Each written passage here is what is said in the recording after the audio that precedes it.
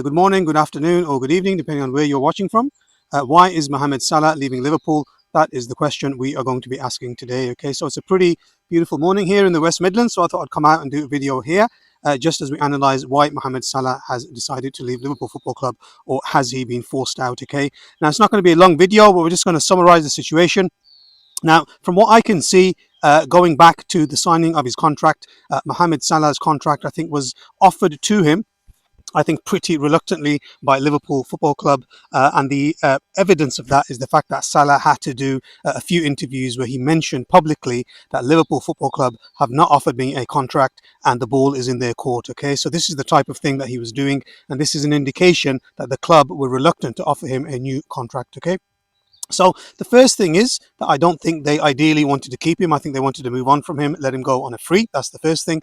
The second thing is, once you decide to keep somebody like Salah, you then have to pay him top whack. So he is the highest paid player in the history of Liverpool Football Club. He's currently on £400,000 a week, which is obviously £1.6 million a month. Okay, so the first thing is they gave him the contract, I think, pretty reluctantly.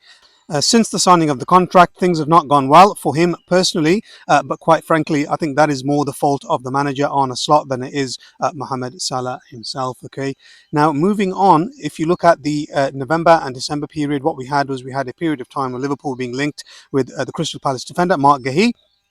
They were being linked with Anton Semenyo, the Bournemouth winger, and it seemed pretty obvious to me that the club were trying to force Salah out, ideally to Saudi Arabia, where they could get perhaps 50 million for him, 60, 70, 80 million, because we know they pay absolutely crazy fees. And I think what happened was Salah essentially refused to move. Semenyo went to City, Mark Guehi went to City, and I think since then the relationship between Salah, his agent, and the club, I think, has probably deteriorated to the point where both sides feel like they need to go their separate ways. Okay, now how I feel about it personally is this: I would rather that Mohamed Salah leaves in a good way rather than he hangs on for a period of time and the atmosphere gets even more ugly. Okay, but I think this is what happened in the negotiations behind the scenes.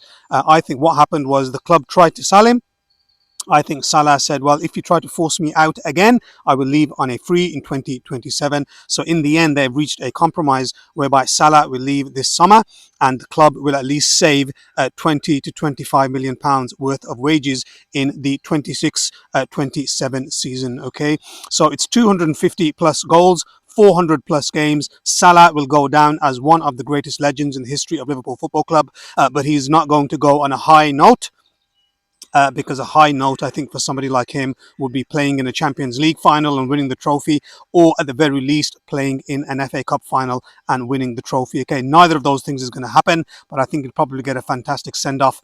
Just let me know what you think in the comments. Like the video, please, subscribe, and please let me know what you think about the career of Mohamed Salah. Is he the greatest player in the history of Liverpool Football Club? Is he behind Gerrard? Is he behind Dalglish? Please give me your opinions in the comments below. Thank you for your time, and I will see you again very, very soon. Liverpool FC is hard as hell. United, Tottenham, Arsenal. Watch my lips and I will spell, cause they don't just play but they can rap as